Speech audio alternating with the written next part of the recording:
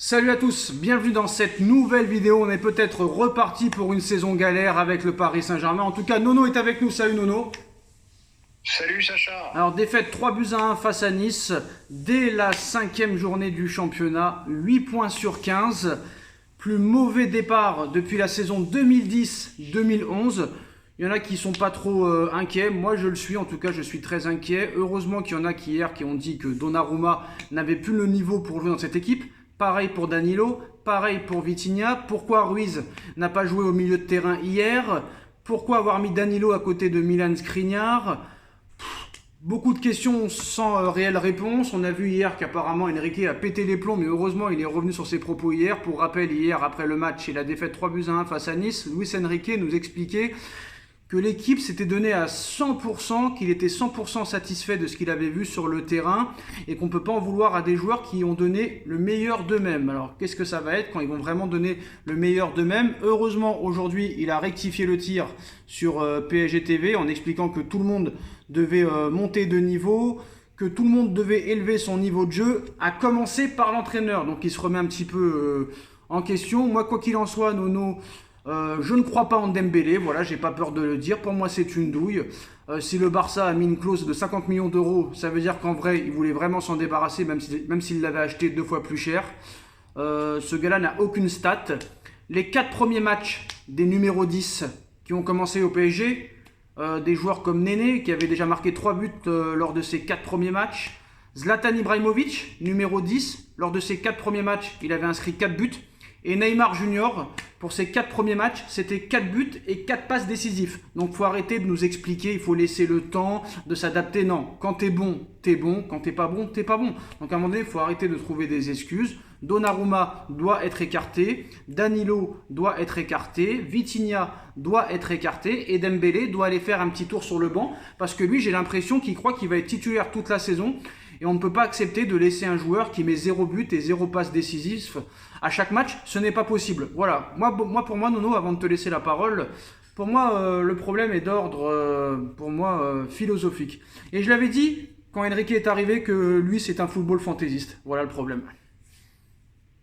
Eh ben Sacha, moi je vais te dire, faut qu'il fasse des choix forts. Bon, déjà qu'il se remette en question, c'est une bonne chose, mais il faudra mettre les actes vraiment en avant. C'est-à-dire, faut qu'il ait les couilles. Voilà. Qu'est-ce qu'on fait? Déjà, on met Navas à la place de Donnarumma. Voilà, première chose. Et après, un joueur qui fait une mauvaise prestation, faut pas avoir peur de le sortir. Maintenant, petit coup de gueule quand même sur, on a fracassé Ramos, mais rappelle-toi l'action où Ramos est bien démarqué et Dembélé lui passe pas. Faut arrêter avec le football individualiste. Hein. Voilà. Bon, puis après, j'ai vu des lacunes, moi, énormes, et je m'attendais pas, je te dis franchement, je m'attendais pas du tout à ça. Une baisse de niveau terrible par rapport aux 2 derniers matchs. Grosse surprise, mais là, j'ai vu des lacunes qui me font très, très peur. Et je vois pas comment y remédier. Hein. Alors d'accord, on peut y remédier, ça c'est sûr qu'on peut y remédier.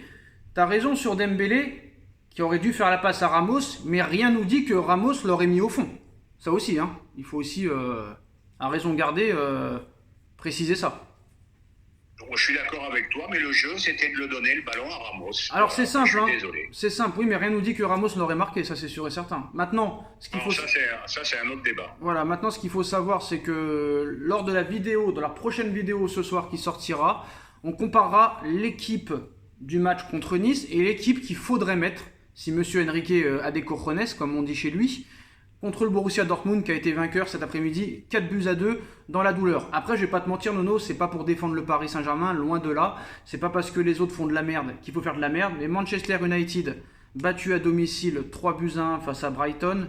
Le Bayern de Munich, tenu en échec, 2 buts partout face à Bochum. On a vu aussi le Borussia gagner dans les dernières minutes.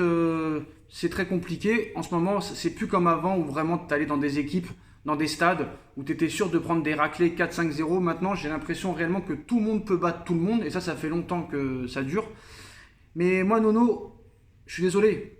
Il y a un moment donné, pour le bien de l'équipe, si tu es professionnel, le Enrique quand même, il va pas nous faire comme les Domenech, les Pochettino, les Galtier, les Tourelle.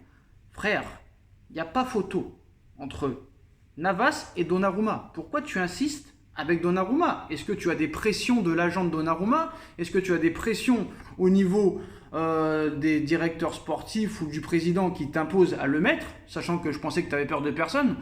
C'est pas possible. Tout le monde le dit. On a pu voir, Nono, tous les médias être d'accord que Donnarumma n'a plus le niveau. Il se fait critiquer depuis plusieurs mois avec l'Italie. Il n'arrive plus à en arrêter un. Bon, d'accord, il a fait quelques parades contre Lyon, mais c'est quand même son métier d'arrêter des arrêts, de faire des parades. On ne va pas non plus l'applaudir à chaque fois qu'il fait un arrêt. Même sur sa ligne, il est moins fort qu'avant. Ce n'est pas le Donnarumma qu'on a connu lorsqu'il a été champion d'Europe en 2021. Et je pense que lui aussi, Nono, le traumatisme Bernabéu, ça lui fait encore mal. Je pense que lui, il s'en remet toujours pas. C'est toujours parce que Benzema y avait faute et que l'arbitre n'a pas sifflé. À un moment donné, il faut passer à autre chose. D'ailleurs, Marquinhos essaye de passer à autre chose. Et il a manqué Marquinhos, quoi qu'il en soit, contre Nice.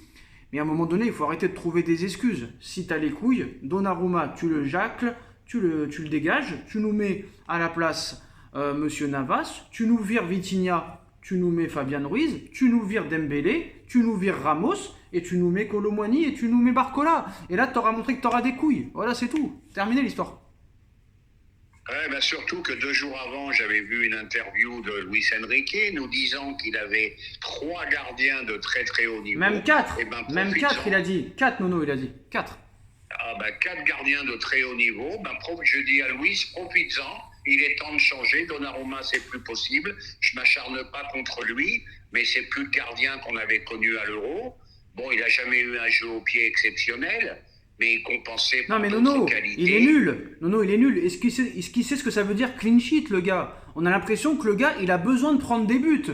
Il a besoin de prendre des buts et il rentre chez sa femme le soir. Ah bah tu vois, j'ai pris un but, je suis content. Même contre Lens. Regarde la faute de main contre Lens quand tu gagnes 3-1. Faut arrêter. À chaque fois, il prend des buts. Le mec, il sait même pas faire un clean sheet. Quand est-ce qu'on va faire 2 matchs d'affilée sans prendre de but? On n'arrive même pas à en faire un. Donc à un moment, dégage-le. Navas est meilleur. Navas doit être numéro 1. À un moment donné, à quoi il joue, Enrique? C'est pas un jeu entraîneur contre la presse. L'objectif, c'est que ton équipe soit le plus performant possible, la plus performante possible. Donc mets les joueurs, mets les meilleurs joueurs à leur poste. C'est tout. Faut arrêter. Et qui plus est, il a un jeu au pied qui est très très insuffisant. Donc voilà. Bon, ben alors les pseudo grands spécialistes du football qui ne voient pas ça, je n'arrive pas à comprendre. C'est la même histoire, le gardien, le milieu de terrain. J'ai pas besoin de milieu. Bon, alors qu'est-ce que t'as, Louis? T'es en guerre avec Fabian Ruiz? Ben, je sais pas, il est indispensable à l'équipe nationale espagnole. Et tu pouvais le mettre hier. Il y a des choses que je comprends pas, Attends, Vitinha, ça fait 1 an et demi que ça dure, c'est bon, à un moment donné, il faut arrêter. Alors la défaite contre Nice n'alarme personne, hein. Au Paris Saint-Germain, on ne veut pas céder à l'affolement. Au club, tout le monde est conscient qu'il faut de la patience. Cette défaite n'efface en rien le contenu plus qu'encourageant qui est rappelé aux joueurs depuis vendredi soir. Bon, MDR. Hein. Le prochain match en championnat, ce sera contre Marseille, je crois, si je me souviens bien. Je suis pas sûr. Ouais, je crois que non, c'est pas Marseille, il y a un autre avant. Bref, pour finir, Julian Draxler est arrivé à Doha ce samedi et finalisera sa visite médicale ce dimanche. Voilà, le montant du transfert est apparemment inférieur à 20 millions d'euros, mais ce serait plus de 9 millions, donc à voir. Mais voilà, une dernière réaction là-dessus, Nono, peut-être plus de 10 millions pour Draxler, mais bon, même si un vrai... Ah, bah ça, c'est un miracle. Un joueur qui n'a pas joué, je ne sais pas depuis combien de temps, réussir à récupérer à peu près 10 millions, c'est extraordinaire. Bon, par contre, je voulais rajouter un petit truc. Comme tu as dit, tout le monde peut battre tout le monde. Ben là, Metz est en train de gagner à Lens 1-0. Il reste 3 minutes de jeu. Voilà. Alors, pour jouer au loto sportif, aujourd'hui, faut vraiment avoir le cœur solide. Hein. Donc voilà, une vidéo sortira sur la chaîne des vidéos de Nono et Sacha dans quelques minutes. On va voir très clairement quelle équipe il faudrait mettre mardi contre le Borussia Dortmund. Et est-ce que Paris peut passer à la trappe mardi?